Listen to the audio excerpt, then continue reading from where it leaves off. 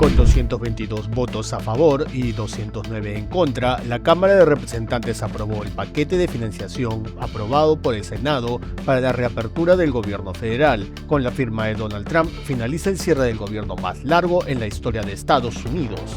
30 venezolanos deportados en Estados Unidos y retenidos en una prisión en El Salvador denunciaron sufrir torturas por parte de las autoridades penitenciarias del Centro de Confinamiento del Terrorismo, CECOT. Este miércoles, congresistas demócratas hicieron público 3 correos electrónicos atribuidos al delincuente sexual Jeffrey Epstein, los cuales revelarían más vínculos del fallecido magnate con el presidente de Estados Unidos, Donald Trump.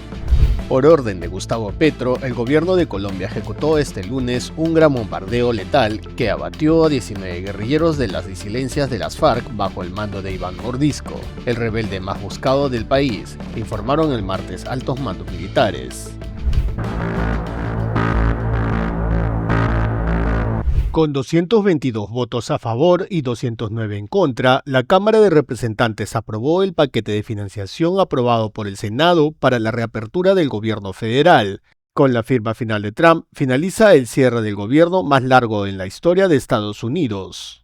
Tras 43 días desde el cierre del gobierno federal, este miércoles se puso fin a la crisis en el sistema de Estados Unidos. Durante este periodo, se estima que 900.000 trabajadores fueron suspendidos y aproximadamente 700.000 o más continuaron trabajando sin pago inmediato. Asimismo, muchos programas no esenciales quedaron paralizados. Según un informe del Council of Economic Advisors, cada semana de cierre habría costado cerca de 15.000 millones en Producto Interno Bruto, además de una caída en el gasto de los consumidores de unos 30.000 millones al mes. Tras la firma de Donald Trump sobre el proyecto aprobado tanto por el Senado como la Cámara de Representantes, las agencias cuya financiación habían expirado podrían volver a operar con normalidad.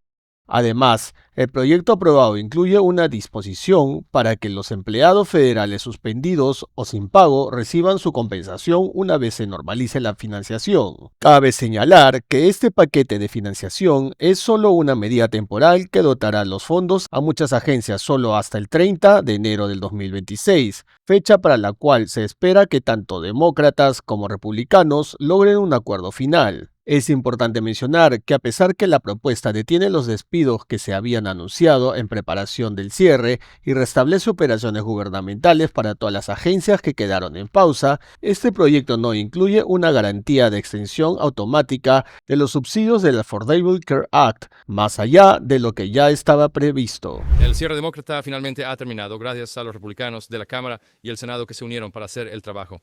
Absolutamente nadie duda ahora de que los demócratas fueron responsables de esto. ¿Qué pasó? Millones de familias estadounidenses se quedaron sin comida en su mesa. Tenías a millones de estadounidenses varados en aeropuertos con sus vuelos cancelados y retrasados. Tenías tropas y empleados federales preguntándose de dónde vendría su próximo cheque de pago. Los demócratas lo admitieron abiertamente. Muchos de ellos lo dijeron con sus propias palabras, que usaron al pueblo estadounidense como palanca en este juego político. Sabían que eso causaría dolor a la gente, y lo hicieron de todos modos. Lo hicieron por sus propios propósitos egoístas, sus propósitos políticos, y fue un juego que jugaron con las vidas de personas reales. Es algo que es muy difícil de perdonar. Quiero decir que todo esto fue completamente inútil y tonto. Este resultado era totalmente previsible. Dije que este sería el resultado cuando todo esto comenzó a mediados de septiembre. Lo hicieron de todos modos. Los demócratas admitieron que usaron a la gente como palanca y no obtuvieron nada por su egoísta maniobra política aquí. No lograron nada con esto en absoluto. Y cualquiera que haya estudiado historia sabría que los cierres nunca producen ningún resultado positivo. Solo lastima a la gente. Dije en el pleno de la Cámara hace un rato que hicimos todo esto de buena fe. Desde el principio fui insistente sobre esto. Nuestro equipo de liderazgo lo fue. Los republicanos hicieron lo correcto. Como todos saben, han pasado años desde que el Congreso realmente hizo proyectos de ley de asignaciones separados. Estoy orgulloso de ese logro, pero estoy realmente triste de que nos haya llevado tanto tiempo llegar aquí. Hubo tanto dolor que tuvo que soportarse para llegar a este punto. Los votantes van a recordar qué partido político jugó con sus vidas. Ellos van a recordar que hicieron esto por sus propios propósitos egoístas para parecer duros ante los elementos radicales de su base, y personas reales sufrieron por ese juego. Así que, ahora que hemos vuelto a encender las luces, hemos reabierto el gobierno, el presidente lo firmará triunfalmente esta noche y los republicanos volverán al trabajo que prometimos al pueblo estadounidense que haríamos. Vamos a cumplir para el pueblo estadounidense como hemos estado haciendo. Y les dejo con este pensamiento. Hay una pantalla dividida en América ahora mismo. 40 venezolanos deportados por Estados Unidos y retenidos en una megaprisión en El Salvador denunciaron sufrir torturas por parte de las autoridades penitenciarias del Centro de Confinamiento del Terrorismo CECOT. Según el informe publicado por las organizaciones internacionales Human Rights Watch y Cristosal, los venezolanos revelaron que los guardias abusaron sexualmente de ellos y otros afirmaron que la presión psicológica los llevó al borde del suicidio. Los testimonios recopilados denuncian un patrón de tortura física, sexual y psicológica que, según las organizaciones, constituye un trato cruel e inhumano en el CECOT. Ambas organizaciones acusan al CECOT y otras prisiones en El Salvador de violaciones sistemáticas de los derechos humanos y a Estados Unidos de complicidad en torturas, desapariciones forzadas y otras violaciones. Según el relato, los abusos iniciaron desde que los migrantes llegaron a El Salvador y fueron recibidos con la frase «Bienvenidos al infierno». Después de ello, los guardias los golpearon periódicamente con patadas, puñetazos y bastones. Además, la mayoría de los entrevistados por las organizaciones contó que sufrían humillaciones constantes por parte de los guardias, quienes les decían que nunca saldrían con vida, que nadie sabía que estaban allí y que sus familias los habían abandonado. Varios afirmaron haber tenido pensamientos suicidas y al menos uno aseguró que intentó quitarse la vida. Como se recuerda, la administración Trump los acusó, sin presentar pruebas, de tener vínculos con la organización criminal el Tren de Aragua. El Departamento de Seguridad de Estados Unidos insiste que los casi 300 detenidos eran miembros de pandillas del Tren de Aragua y el MS-13. Una de las conclusiones de la investigación de Human Rights Watch es que aproximadamente la mitad, es decir, 48.8%, de los venezolanos enviados al CECOT no tenían antecedentes penales en Estados Unidos, y solo el 3.1% habría sido condenado en ese país por un delito violento.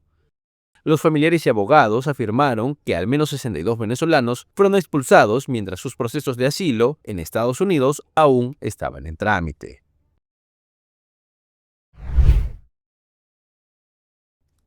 Este miércoles, congresistas demócratas hicieron públicos 3 correos electrónicos atribuidos al delincuente sexual Jeffrey Epstein, los cuales revelarían más vínculos del fallecido magnate con el presidente estadounidense Donald Trump, el cual niega cualquier cercanía con su exaliado. Los nuevos hallazgos fueron compartidos por miembros del Comité de Supervisión de la Cámara de Representantes durante la revisión de unos 23.000 documentos adicionales sobre el caso Epstein, que ha causado una intensa agitación entre las bases del mandatario republicano. En los correos electrónicos publicados, el delincuente sexual Jeffrey Epstein sugiere de que Trump sabía de su conducta y afirma que el ahora presidente pasó horas en su casa con una de las víctimas. Los 3 intercambios de correos electrónicos publicados el miércoles se produjeron después de que Epstein llegara a un acuerdo en 2008 en Florida sobre cargos estatales de solicitación de la prostitución, en la que los fiscales federales acordaron no presentar cargos. Se produjeron además años después de que Trump y Epstein tuvieran una supuesta pelea a principios de la década de los 2000. Uno de ellos iba dirigido a Ghislaine Maxwell, confidente de larga data de Epstein, y 2 al escritor Michael Wolff. En un correo electrónico de enero del 2019, Epstein escribió a Wolff sobre Trump. Por supuesto que sabía lo de las chicas, ya que pidió a Ghislaine que parara. Los demócratas de la Cámara de Representantes, al citar a un informante anónimo, dijeron esta semana que Maxwell se estaba preparando para pedir formalmente a Trump que conmutara su pena de prisión federal.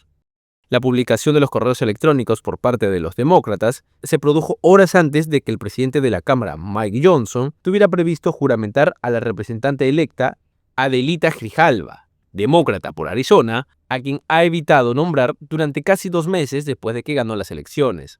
Se espera que Grijalva aporte la última firma necesaria para una petición que obligue a la Cámara de Representantes a votar por una medida que exige al gobierno de Trump la publicación de todo el material de investigación relacionado a Epstein.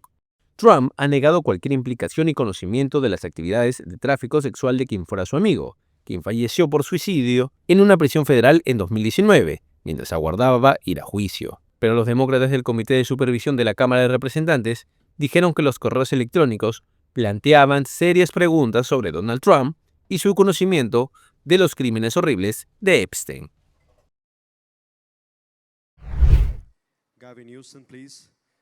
En ausencia de Donald Trump en la COP30, el gobernador demócrata de California, Gavin Newsom, se hizo presente el martes en Belém para defender la lucha contra el cambio climático y, de paso, arremeter contra su némesis político. La ausencia de la mayor economía del mundo en un evento de tal relevancia marca un hito histórico. Esta es la primera vez que Estados Unidos no envía una delegación oficial a una conferencia climática mundial, un vacío que quedó aún más claro por la postura de Donald Trump, quien sigue minimizando la crisis climática. Donald Trump está redoblando la estupidez, quiero decir, está redoblando el uso del carbón en Ohio, y aquí estamos hablando de abundancia y energía renovable. Aquí estamos hablando de mucha adversidad desde una mentalidad sostenible. El contraste es bastante extraordinario. Para Trump, el cambio climático es una estafa, mientras promueve la explotación de los combustibles fósiles. Pero California, bajo el liderazgo de Newsom, continúa avanzando a pasos agigantados hacia un futuro sostenible. El compromiso de California es fuerte y estamos en esto a largo plazo. Donald Trump es temporal. Donald Trump is temporary. Newsom, quien ha sido mencionado como posible candidato presidencial en 2028, subrayó que el compromiso con el Acuerdo de París es fundamental. Durante una visita a un centro de bioeconomía de Belém, el gobernador no dudó en afirmar que un presidente demócrata, al asumir el cargo, regresaría inmediatamente al tratado internacional. Sin duda, sin vacilación, es un compromiso moral, es un imperativo económico, es ambos. Es una abominación que él se haya retirado del acuerdo 2 veces, no una. A pesar de la política climática regresiva de Trump, gobiernos locales como los de California y Nuevo México siguen liderando la acción contra la crisis. Mientras los líderes globales buscan soluciones, la lucha continúa, independientemente de la postura del gobierno federal. Aunque la administración de Trump ha recortado fondos para energías limpias y bloqueado proyectos clave como la energía eólica, los gobiernos locales mantienen su determinación. En la vasta frontera entre Estados Unidos y México, la patrulla fronteriza intensifica su lucha contra el tráfico de personas y drogas. Con el respaldo de drones y tecnología avanzada, los agentes patrullan incansablemente la región desértica que se ha convertido en una trampa mortal para los migrantes. En sectores como Big Bend, en Texas, el combate contra los traficantes nunca se detiene. Mientras las organizaciones criminales intentan constantemente cruzar drogas y personas, los agentes están alerta las 24 horas del día. Hemos logrado muchos seizures, muchos loads de marihuana, de fentanil, de cocaína, y de todos modos están intentando las organizaciones criminales pasar su droga a su gente, pero nosotros estamos vigilando 24 horas al día, utilizando tecnología. A pesar de los esfuerzos, los migrantes siguen arriesgando sus vidas en busca del sueño americano. Muchos caen en manos de traficantes que les prometen un cruce seguro, pero pocos sobreviven al desierto donde la exposición al calor extremo puede ser fatal. Muchas veces firmamos un certificado de defunción y podemos indicar indeterminado, lo que significa que no podemos probar exactamente cómo murieron debido al estado o descomposición de los restos. Para las personas que están en buen estado, la mayoría de ellas han muerto por exposición. Desde el año 2000 se han encontrado más de 4.000 restos de migrantes en este inhóspito terreno. La mayoría de las víctimas son mexicanos, seguidos por migrantes de Centroamérica. Mientras las autoridades estadounidenses mantienen su estrategia de vigilancia, la migración irregular ha experimentado una reducción notable desde el regreso a la presidencia del republicano Donald Trump. En este momento, más de 80% de nuestros arrestos son hombres solteros. No hemos visto familias, niños abandonados. Durante el año fiscal 2025, la patrulla fronteriza registró más de 237.000 encuentros con migrantes, contra más de 1,5 millones el periodo anterior. En este escenario, la lucha por frenar el flujo migratorio y el tráfico de drogas continúa, pero en las sombras del desierto, las víctimas siguen siendo invisibles.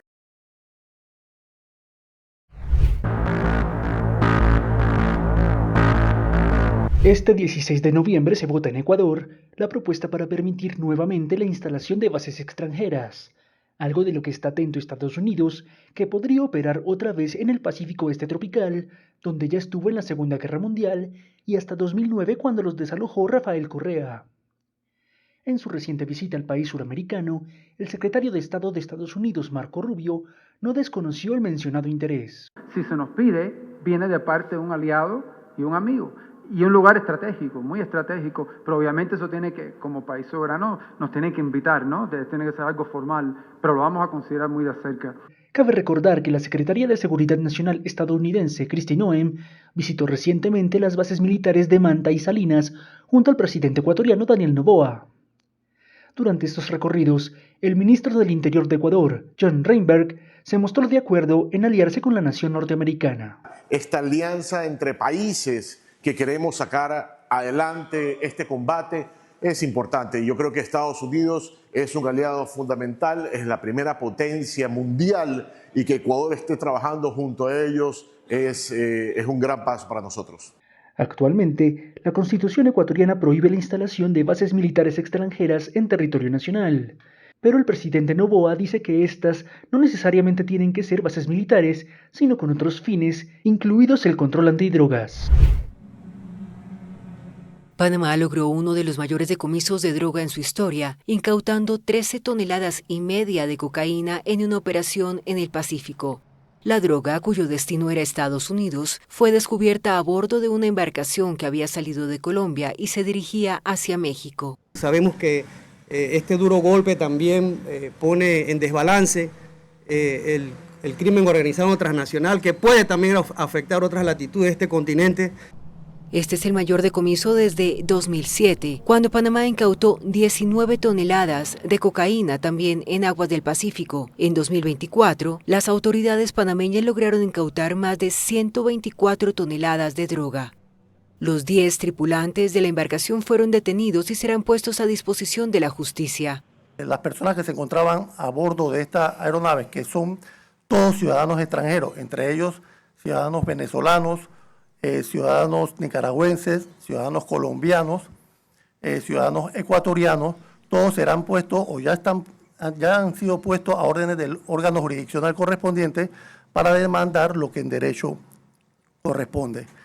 Panamá sigue siendo un punto crucial en el tránsito de cocaína hacia Estados Unidos, el mayor consumidor mundial de esta droga. Un informe de Washington estima que el 90% de la cocaína que llega a ese país norteamericano lo hace a través de Centroamérica y México. Además de las incautaciones en el Pacífico, las autoridades panameñas han registrado un aumento en los decomisos en puertos del Caribe, donde la droga tiene como destino Europa, principalmente Bélgica, Francia, España y Reino Unido.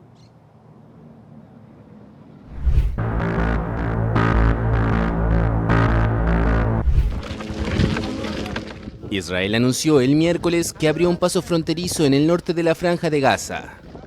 El organismo del Ministerio de Defensa a cargo de asuntos civiles en los territorios palestinos dijo que el cruce de Siquim está permitiendo el paso de camiones con ayuda humanitaria, suministrada por la ONU y otras organizaciones internacionales. Al ser consultado por la AFP, un portavoz del organismo dijo que el principal punto de acceso al norte de Gaza permanecería abierto permanentemente, al igual que el de Kerem Shalom en el sur del territorio, por donde ha pasado el grueso de la ayuda desde el inicio de la guerra en 2023. El Programa Mundial de Alimentos de la ONU afirmó en octubre que no había podido recoger cargamentos en el norte de Gaza desde que el cruce fue cerrado el 12 de septiembre. Según los trabajadores humanitarios, los controles israelíes de seguridad y las restricciones para la entrada de un amplio número de bienes dificultan el envío de ayuda al enclave. Una vez dentro de Gaza, llevar la ayuda a su destino final se complica debido a la destrucción de gran parte de la infraestructura en el territorio y el peligro de saqueos.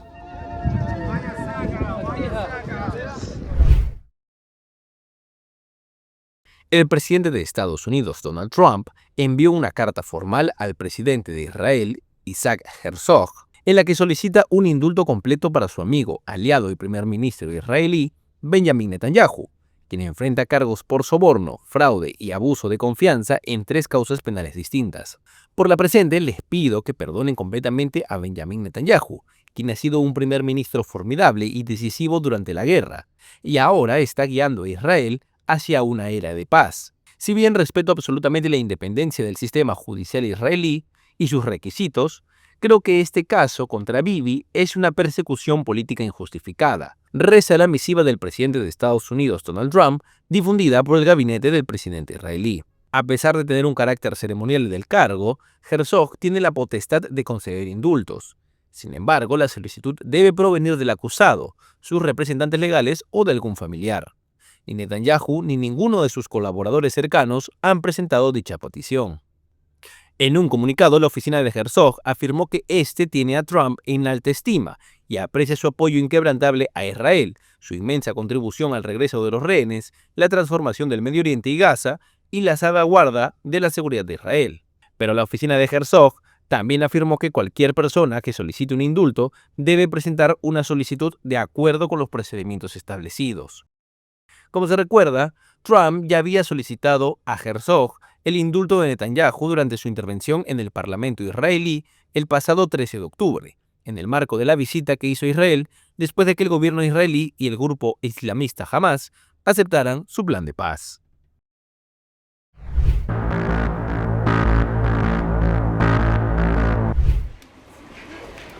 Casi 4 años después del inicio de la invasión rusa, el presidente ucraniano Volodymyr Zelensky enfrenta una de sus mayores crisis políticas, un escándalo de corrupción que salpica a su entorno más cercano y alimenta acusaciones de abuso del poder judicial.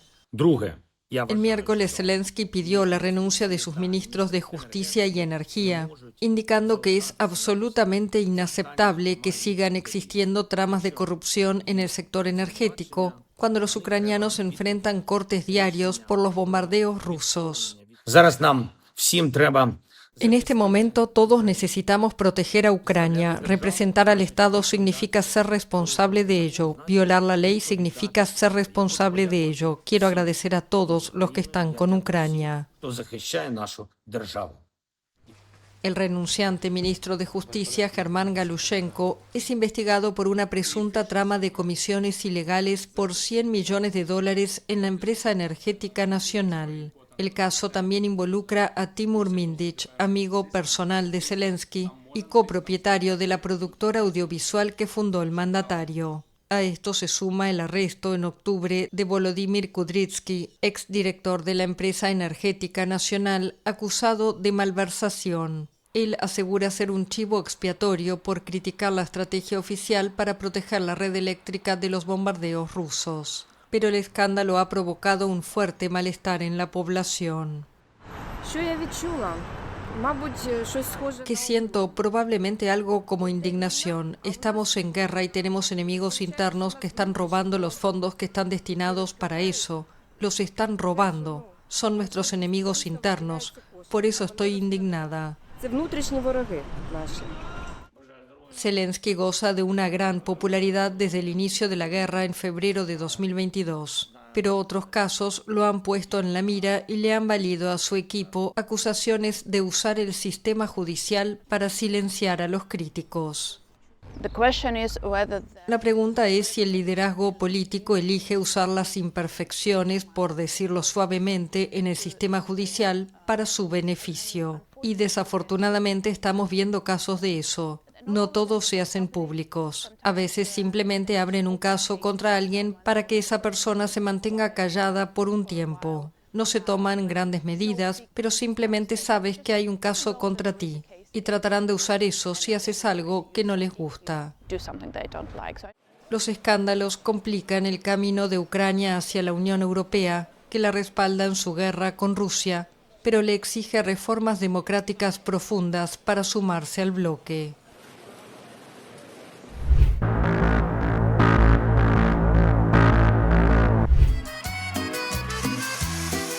Los principales favoritos para la elección presidencial del domingo en Chile cerraron sus campañas con ataques cruzados.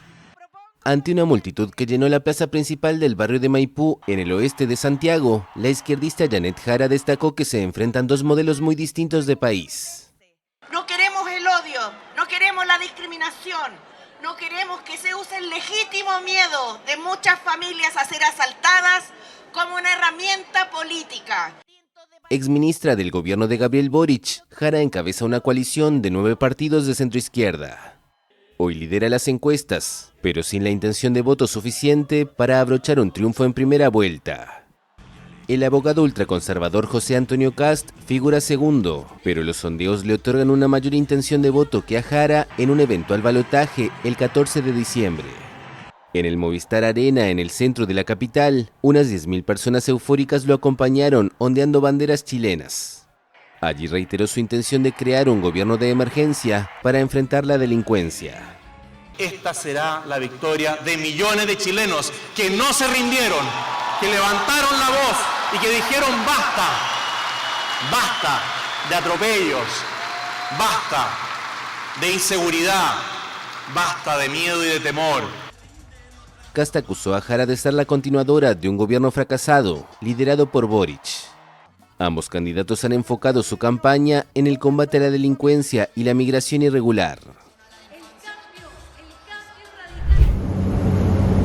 El bombardeo más letal ordenado por el gobierno de Gustavo Petro en Colombia abatió a 19 guerrilleros de las disidencias de las FARC bajo el mando de Iván Mordisco, el rebelde más buscado del país, informaron el martes altos mandos militares. El señor presidente de la República, al conocer una amenaza inminente contra la población y también contra la fuerza pública, autorizó un bombardeo contra la estructura criminal de uno de los más peligrosos delincuentes y narcotraficantes que tiene el país, que es alias Mordisco. El ataque aéreo en el amazónico departamento del Guaviare, al sureste del país, es el séptimo en lo que va de 2025 y el más letal que han realizado las Fuerzas Armadas durante el mandato de Petro, según confirmó una fuente militar a la AFP. El almirante Francisco Cubides, comandante de las fuerzas militares, dijo en una rueda de prensa que la operación se hizo en la madrugada del 10 de noviembre y dejó 19 terroristas muertos y 3 personas capturadas, entre ellos un hombre herido. 3 menores de edad en manos de la guerrilla fueron rescatados por las autoridades, que además incautaron abundante material de guerra entre fusiles, granadas, morteros y minas antipersonales. Petro inició una cacería con millonarias recompensas para capturar a Mordisco, a quien compara con el barón de la cocaína Pablo Escobar. El jefe máximo comanda la estructura disidente de las FARC conocida como el Estado Mayor Central, conformada por unos 3.200 rebeldes que se apartaron del histórico acuerdo de paz entre esa guerrilla y el gobierno colombiano en 2016. El comandante de la policía, William Rincón, dijo que en el Guaviare las fuerzas de Mordisco son responsables de homicidios, extorsiones, secuestros, desplazamientos forzados y reclutamiento ilícito de menores de edad. El golpe militar significa un respiro para Petro, en momentos de mucha presión por parte del gobierno de Donald Trump en Estados Unidos, que le impuso sanciones financieras y revocó a Colombia el certificado de país aliado en la lucha antinarco. Que el señor Donald Trump no venga. República Dominicana anunció la restitución paulatina del servicio eléctrico tras el masivo apagón que comenzó en horas de la tarde del martes y que ocasionó protestas en al menos 2 importantes ciudades del país. El apagón afectó a la capital Santo Domingo y al balneario turístico de Punta Cana. Cerca de la medianoche la electricidad se había restituido en un 62%, según el Ministerio de Energía y Minas. La interrupción del servicio colapsó el tráfico y aglomeró a la gente en las calles. Ha sido un poquito complicado porque en mi caso yo me voy en el metro, en la línea 1, y es en todos los alrededores de la Máximo Gómez y como ves el tapón está mayor que lo normal, además de que no hay transporte público suficiente para la cantidad de personas que hay en la calle. Con la restitución del servicio, las autoridades ordenaron la gratuidad del transporte público y una extensión de 2 horas de su horario habitual. Antes, usuarios del metro fueron evacuados tras la activación de un protocolo de emergencia. En las últimas semanas se han reportado con frecuencia apagones en distintas zonas del país. Ciudadanos denuncian cortes de hasta 10 horas y de hecho en San Pedro de Macorís reportaron falta de electricidad desde antes del masivo apagón. El presidente del Consejo de Empresas Distribuidoras de Electricidad, Celso Marrancini, explicó la semana pasada que los apagones ocurren por falta de mantenimiento, averías, conexiones ilegales y la morosidad de los usuarios. La guerra en Sudán continúa desangrando a la población civil. Desde que Al-Fasher, la ciudad más grande de la región de Darfur en el oeste del país, quedó bajo el control de las fuerzas paramilitares de apoyo rápido, por sus siglas en español FAR, la crisis humanitaria se ha agravado de forma dramática. Este domingo, la Organización Internacional para las Migraciones informó que casi 89.000 personas han sido desplazadas desde ese momento, obligadas a abandonar sus hogares en busca de un refugio seguro. Salwa Adam Benia, funcionaria de la Comisión de Ayuda Humanitaria de Sudán, organismo encargado de coordinar la asistencia, explicó a la agencia de noticias Anadolu que muchos desplazados han llegado a ciudades del norte como Dongola y a El Obeid, en Kordofán del Norte. Benia señaló que además de Darfur, los 3 estados de Kordofán, norte, sur y oeste, han presenciado intensos combates entre las Fuerzas Armadas sudanesas y las fuerzas paramilitares de apoyo rápido en los últimos días, al punto que en solo un mes, la ciudad de El Obeid ha recibido más de 175.000 personas procedentes de estos estados. Además, señaló que familias desplazadas de Darfur y Kordofán se han dirigido a varios otros estados, incluidos Gadaref y Kassala, en el este de Sudán, donde solo en Kassala han llegado más de 3.000 personas desplazadas. Por otro lado, la Organización Internacional de las Migraciones advirtió sobre la extrema inseguridad en las carreteras, lo que dificulta la movilidad de los civiles y complica la entrega de ayuda humanitaria. En consecuencia, la situación sigue siendo tensa y volátil, con un alto riesgo de que se produzcan nuevos desplazamientos forzados en las próximas semanas. ¿Pero qué desató este derramamiento de sangre en Sudán? El conflicto entre el ejército regular y las fuerzas de apoyo rápido de Sudán surgió de la tensión entre el poder militar liderado por el general Burhan y las FARC, lideradas por el general Dagalo. Ambos líderes habían colaborado previamente, pero un desacuerdo sobre cómo integrar las FARC en el ejército regular llevó a una disputa de poder que desembocó en la Guerra Civil de 2023. Las FARC, que surgieron de la milicia Janjaweed, que mató a cientos de miles de personas en Darfur entre 2003 y 2005, han sido acusadas durante mucho tiempo de cometer atrocidades contra grupos no árabes en todo Sudán. ¿Por qué iniciaron un genocidio específicamente en el Fasher?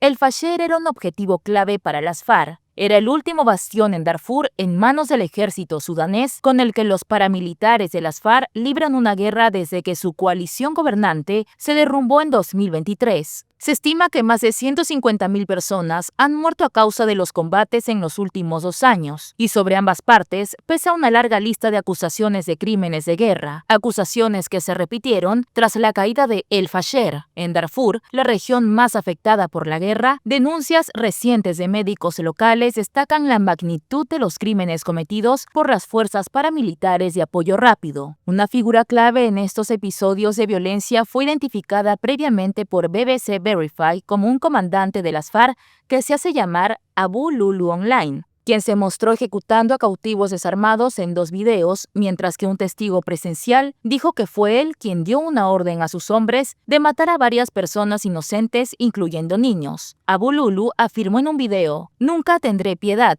Nuestro trabajo es solo matar".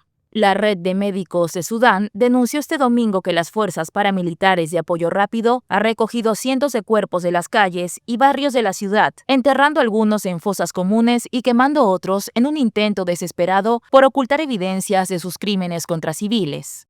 El grupo calificó estas acciones como un genocidio a gran escala y una violación de todas las normas internacionales y religiosas que prohíben la mutilación de cadáveres y garantizan a los muertos un entierro digno. Además, añadieron que los crímenes de las FARC no pueden borrarse enterrando o quemando los cuerpos. Por eso pidieron a la comunidad internacional que inicie una investigación independiente sobre estas atrocidades. Las FARC y sus cuentas afiliadas en redes sociales han comenzado a buscar un cambio de relato. Algunos usuarios compartieron publicaciones que mostraban a sus combatientes entregando ayuda a civiles, mientras que la oficina de prensa del grupo paramilitar compartió varios clips que pretendían mostrar el trato humano a los miembros del ejército hechos prisioneros en la guerra. A pesar de la campaña en redes sociales desplegada por las FARC, sus acciones en el Fasher han provocado indignación mundial.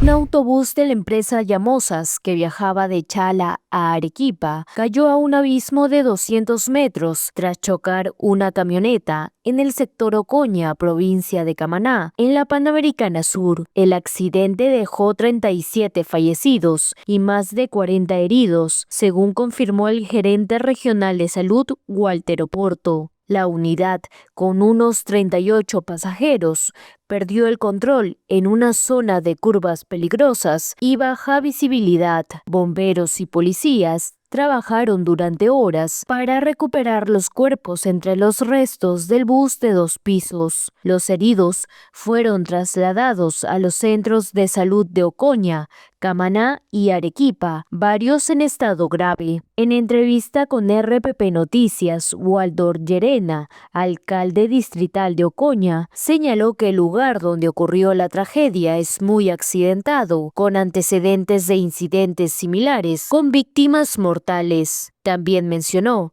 que la carretera está señalizada y cuenta con barandas de seguridad, por lo que estimó necesaria una investigación a fin de dilucidar las causas de este fatal accidente.